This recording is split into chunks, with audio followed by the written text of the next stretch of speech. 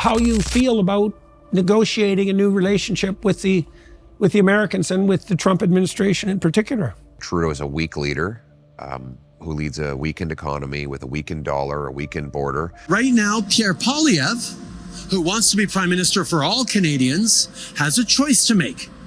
Either he stands up to fight for all Canadians alongside all premiers and the federal government that are doing that, or he chooses to stand with Danielle Smith, Kevin O'Leary, and ultimately Donald Trump. He will go down in history as the idiot king. Everything he touched over that 10-year period turned to, excuse my French, poo-poo. It all went to you know what. Yep. And the Canadian people finally realized this guy has no idea what he's doing. And unfortunately, his legacy, and these are harsh words, but by the metric of measuring GDP per capita, capital outflow, debt per capita, status of competition in the G20, they have all collapsed. And the one that really wrote him off was the Canadian dollar. Canadians have lost 41% of their net worth during his tenure. The current depreciation of the Canadian dollar to its lowest level since 2003 against the US dollar is notably worse than during the global economic financial crisis of 2008 to 2009. During that crisis, the Canadian dollar, or loonie, fell to around 76 US cents at its lowest point in March 2009. President Trump has a strong mandate, and he spent his life as a highly successful businessman in the most cutthroat economic environment in the world, New York City. In construction. In construction. Yeah, and in Chicago, so right? This is a former businessman who can spot weakness a mile away and act on it. So that, to me, it's just humiliating for all Canadians to witness something like that because this is our country. With a historic trade war on pause, at least for now, Conservative leader Pierre Poilievre is renewing his calls for Parliament to resume sitting. President Donald Trump will hold off on levying tariffs on Canada for at least 30 days after Canada updated its proposal to enhance border security. However, once this pause ends, we could easily find ourselves in the same situation. Canada needs Parliament back to work and an election to give the Canadian people a clear mandate to choose a leader who will negotiate on their behalf. Trump famously met with Trudeau and seemed to troll him quite hard. I mean, the first thing, Trudeau wasn't invited to stay at Mar-a-Lago, and there's 126 rooms there. So, and Trump invites everyone to stay there who he invites there. And so, you know, that was a message. And then he trolled him hard. He called him the governor of America's 51st state. He had very little respect for him. And then he announced a 25% tariff on Canadian goods. Yes, it's unfortunate it's Trudeau because he's been calling Trump all weekend, not getting his call returned just till now, because these two have a bad relationship from the very first term. First and foremost, we need to show up with strength. We have an American president who has always put America first. He's very blunt about it. I'll put Canada first. The good news is that there's immense overlap in the two countries' respective interests and values. We're both liberal democracies. We both value freedom. We both share a geography. We have our enemies and our risks and our threats are the same. There's no reason why we can't both win. And if you look at the history of President Trump, he negotiates very aggressively and he likes to win. But in the end, he doesn't appear to have a problem if his counterparty also wins. I think that we can get a great deal that will make both countries safer, richer, and stronger. And that's the goal that I'll be coming into these negotiations with. The relationship between Trudeau and Trump is strained. Ettinger, an associate professor at Carleton University specializing in U.S. foreign policy, notes that personal dynamics between U.S. presidents and Canadian prime ministers have always played a role. These relationships have ranged from the close friendship between Brian Mulroney and Ronald Reagan to the tense interactions between Richard Nixon and Pierre Trudeau, the father of Canada's current prime minister. One of the things that Trump pointed to was Canada's trade surplus with the U.S., Yes. $100 billion. And that was his estimate. Yeah. Now, It depends how you measure it. Other estimates have it around 40 billion, but he's right. There is a Canadian trade surplus with the States. The nature of our trade surplus with America is that, yes, it is a ripoff. Canada is ripping itself off. It's not because the Canadian economy has been taking American jobs, far from it. Our entire trade surplus and more is due to oil and gas, because we export about $120 billion of oil and gas to the United States at enormous discounts to market price. The president likes to have a win, and you can put together a win in any number of ways. He's put tariffs out there as a way to be able to address some of the issues that he has. But I think he's also put a few other things out there, like our NATO commitment, Arctic security, border security. And so I'm of the view that those are the real issues. And if we can address those, we might be able to avoid tariffs altogether. Because we have been so stupid, and our bureaucrats have been so obstructive, and woke activists have been so fanatical, that we have not been able to develop the infrastructure to refine and transport our own energy to world markets.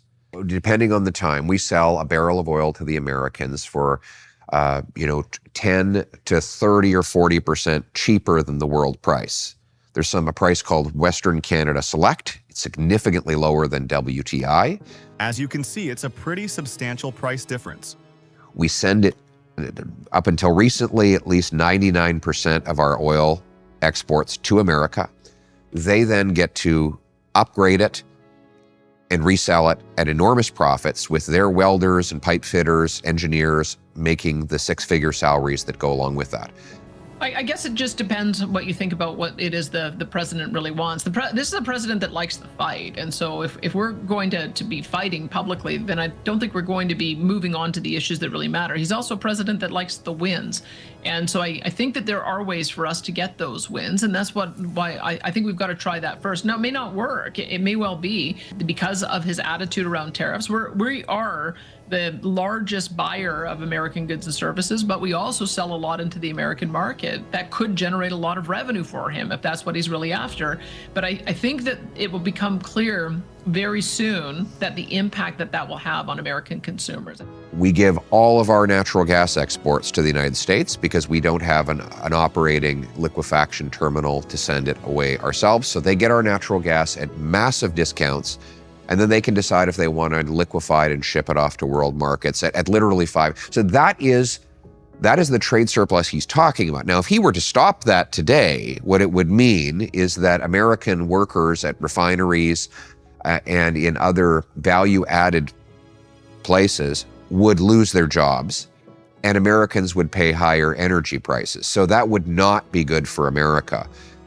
In the long run, I'll be very blunt, I intend to approve refineries and LNG plants and hopefully pipelines so that I can bring that production back to Canada and make us more energy independent. But in the short run, if President Trump wants to make America richer, the last thing he should want to do is block the underpriced Canadian energy from going into his marketplace. In fact, what I would encourage him to do is to approve the Keystone Pipeline so that we can create jobs for American workers who will build and install it, but also create much more wealth for Alberta and Saskatchewan in having their product reach tidewater in the U.S. Gulf Coast and get world prices. Well, I think the problem that we saw is that we were getting together as a group of premiers and the prime minister saying, let's not negotiate this in public.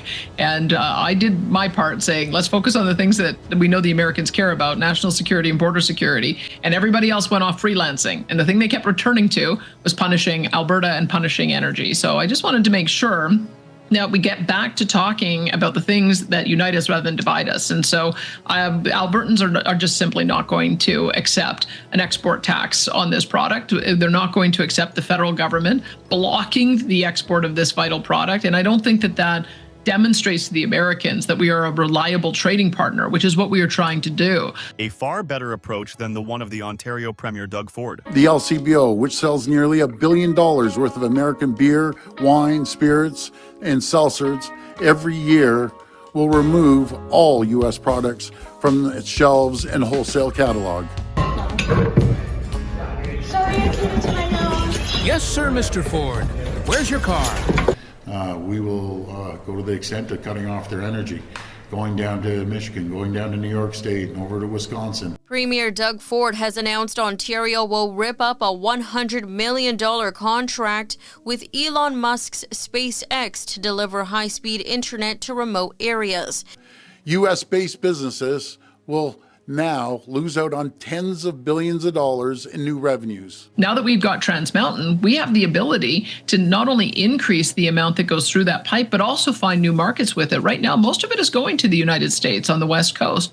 Maybe we should start signing deals with India, with Spain, and with other jurisdictions. So I think that that's a far more constructive way for us to talk about how we can work together as a country. Same with all of our critical minerals. I mean, Saskatchewan provides 20% of the world's supply of uranium. They have an immense opportunity on lithium. Those can go anywhere. Those can go on a rail car, those can go on a ship, and those can go anywhere around the world. And everybody wants them. So why don't we talk about ways we can support each other on finding those new markets? I think it's a far more a constructive way of approaching it. Not just oil and gas, though. We have the strategic minerals that are necessary for warfare and for the modern digital economy in Canada that we could be exporting to the United States, breaking both of our dependency on China.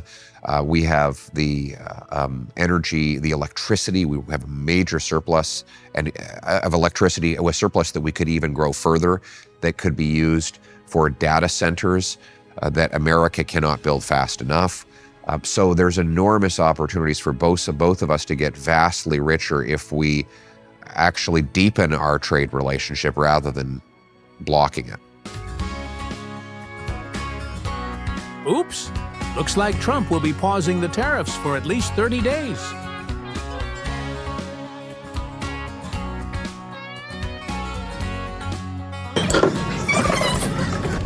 Yes, sir, Mr. Ford.